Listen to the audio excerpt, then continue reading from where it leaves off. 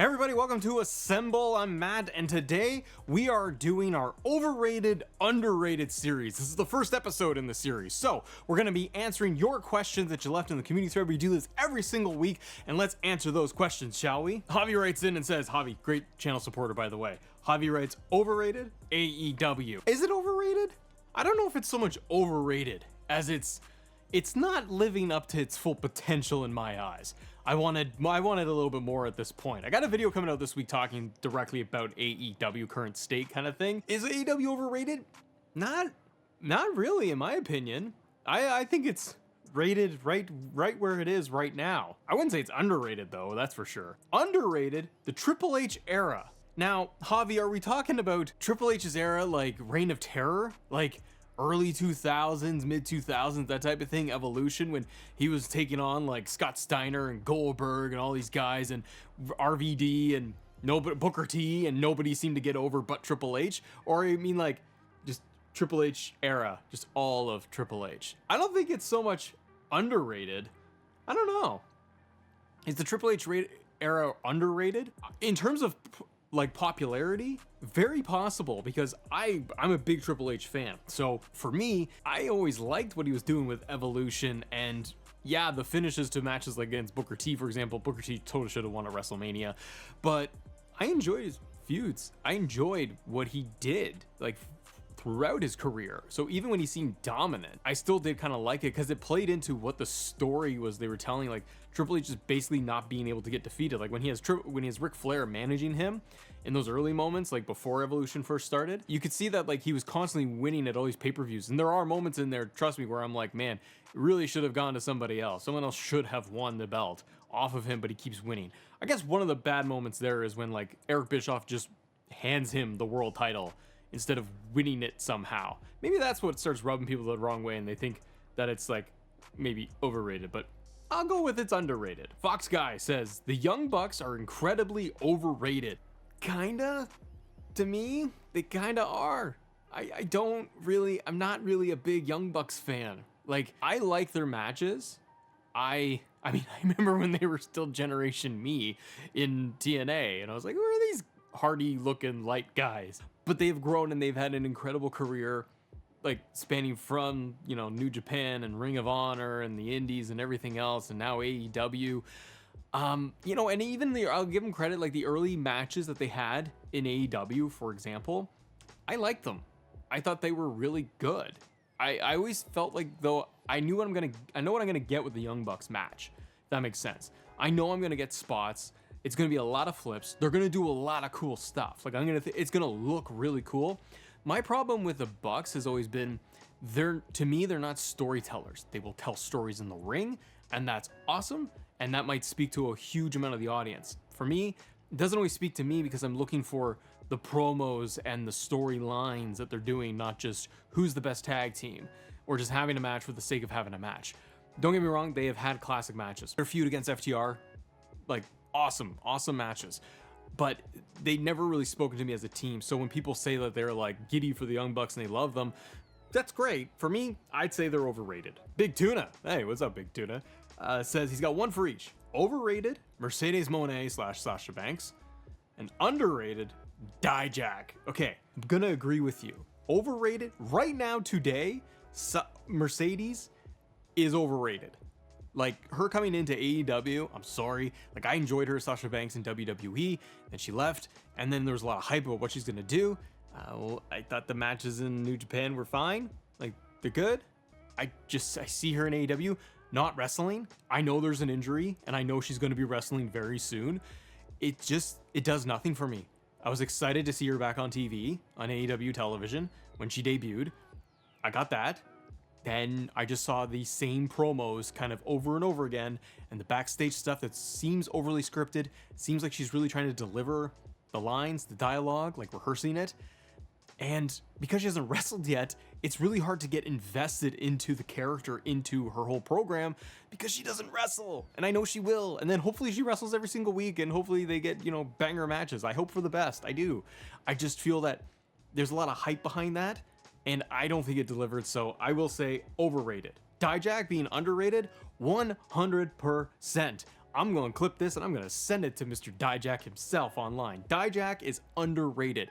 He got drafted. I am excited for that. He's done incredible work in NXT, and now that he is drafted up to the main roster, I want to see what he can do. I want him to get into mid-card titles. I want him to get into like world title contention, things like that. Dijak is got a great character. He's a giant of a man. He can cut promos. I think he would be great to take on guys like Sami Zayn, like Jey Uso, and fight in that upper mid card. I think they need to let him run with it a little bit. Dijak is totally underrated in that regard. Tim Lowndes, what's up, Tim? He says, for me, underrated, Baron Corbin. Interesting. He says, I'm happy for his progress in NXT and getting back to the main roster. I'm kind of upset for Sir SmackDown was a loss because there was a ton of wrestling fans who don't watch NXT and probably only remember Corbin from when he was jobbing on the main roster. Interesting. We'll go for the overrated. Baron Corbin is an interesting anomaly, isn't he? Going from days the main roster, Raw and SmackDown, being the commissioner guy, wearing the little cocktail vest, King Corbin, all of these gimmicks that never worked. The only one that worked for me was going to be when he was doing Sad Bum Corbin. That was the best. That was his best character. He's getting like the ravioli on his shirt. That was incredible. But every other version of Baron really wasn't impressive. And I think a lot of that has to do, honestly, with just Vince McMahon and the writing of him over the years in WWE. Then he goes to NXT. I like that he did go to NXT. I like what he did with Braun Breaker. I thought he had actually some really good matches and he was able to do better storytelling. Him coming back to main roster, I'm with you, Tim. I hope that they don't just slot him in as jobber or a guy that's going to eat pins all the time. I would like to see them do something with Baron Corbin. I think he's to be able to loosen up his character, talk more naturally. He's got a ton of experience, and the guy can still go in the ring. He's not old or anything. He can go. He can tell a good story. I hope they put him into a good program. Maybe he needs to be in a tag team. And Tim says that for overrated, he's also going with Mercedes. So twice now we've had Mercedes being just the bone of contention for people saying that she's overrated. Sooner fan, what's going on, brother? Says Andrade is underrated in my opinion. The man is one of the hardest working superstars and puts on great matches. I think Andrade is underrated. I don't think Andrade has gotten a fair shot, a fair shake at just main roster and even like his original run in WWE. And again, some of it, like he came in and did NXT and he was great there with Zelina. Really liked Andrade when he came in. Then they pushed him, felt like almost immediately, I could be wrong, but maybe it was like a year he was in NXT and then boom, he was off to main roster. Had high hopes. His matches with Rey Mysterio that they did like constantly on SmackDown, those were awesome. They had no story involved. They just went out there and put on banger matches and it was incredible to watch. I want to see more of that. But when they did that and they brought Andrade to the main roster the first time, it's kind of the same thing as right now. Just kind of there, not doing much. United States champion, but he hasn't done much else like over this time. And then he comes back, very excited he's back, gets to the main roster, doing the LWO stuff. He's kind of dealing with Dom and he's with Ray and he's got a whole heel entrance with the mask, but he's being a good guy. So it's hard to know what to do with Andrade. I honestly think you need to take a step back for a minute.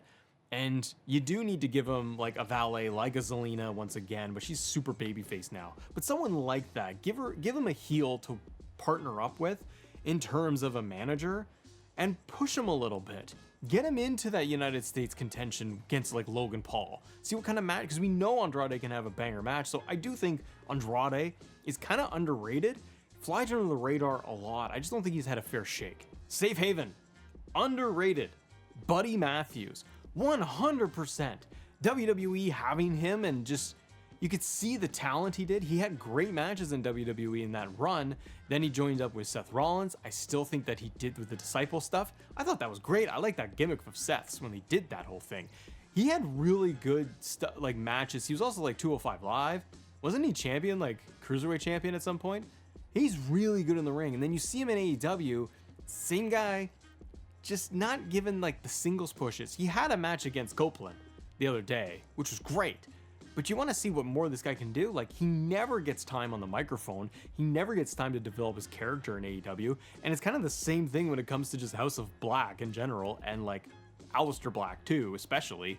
Not given any time to develop the character any further. Buddy Matthews is somebody that could go all day in the ring. Like, for AEW, who says this is where the best wrestle, the wrestles the best show. That's what they do. Buddy Matthews should just be like a cornerstone guy of like, this guy's gonna go give us a 15-minute banger match every single week. Solo singles match. That's what they should do. Totally underrated. Okay, we're gonna end with this one from BLS16. I don't think people realize how much Roman Reigns got us to the new era. His tribal chief character kept a lot of people tuning in during the pandemic. He is still underrated. Okay, I don't think Roman Reigns today is underrated. Roman today, I'll put the phone down there. Roman today is the tribal chief. He is the top guy. He has main evented multiple WrestleManias, but I know what you're talking about. The period of Roman Reigns when he became tribal chief, when he came back with that character and took out the Fiend, got his title back, aligned with Paul Heyman originally. The introductions, the beginning stages of the tribal chief Roman Reigns character, I do kind of agree. You could say it was underrated because now in retrospect, after we finished this giant multi-year arc of Roman Reigns' character, tribal chief Roman Reigns, you kind of feel like you could go back and rewatch, and can, but re-experience those moments of him versus Jay at, what was it, Hell in a Cell or Night of Champions, whichever one. They had the Hell in a Cell match. Jimmy, like all the original stuff where in the Thunderdome era, you're getting those really cool promos, in-ring promos from Roman. I think that we were all just so fixated on the fact that there is no crowd. It made it very, very unwatchable, like all of wrestling. It was very hard to watch because there's no response. It's piped in or it's dead quiet. But Roman took those opportunities to have the time in the ring to be able to talk normal pace, normal cadence, and just let promos breathe. And Roman kind of ran with what you could do during COVID era and the pandemic era and decided, I'm going to flesh out my character. I'm going to develop a greater character and take advantage of this opportunity instead of just trying to do some matches and going through the paces. So I do think the origins of it now, they do feel kind of underrated. He's not overrated. I think Roman's right where he is, and it's slotted fine. Like, he's going to be Mount Rushmore for so many people. I do think, though, that, yeah, that original run, him versus Jay, the forming of the bloodline, and we were experiencing the whole growth of the bloodline when Sammy came in. And even the time when, like, Sammy's getting, like, courted and slowly brought into the bloodline is special. And then you have those iconic moments with Sammy talking like everything is Usi, and the reactions, and Jay breaking character, and Roman laughing. Not that those were underrated, but I think that they're just so special now that you wish you could go back and see them again live as they were happening. So the origins of the tribal chief, I could see that being considered underrated for a lot of people. What are your overrated, underrated things in WWE or AEW? Drop them in the comments, guys. And we got another video just like this coming up next week. We'll drop them in the community tab for you. Thank you so much for submitting your questions, submitting your overrated, underrated points. I will see you on the next one.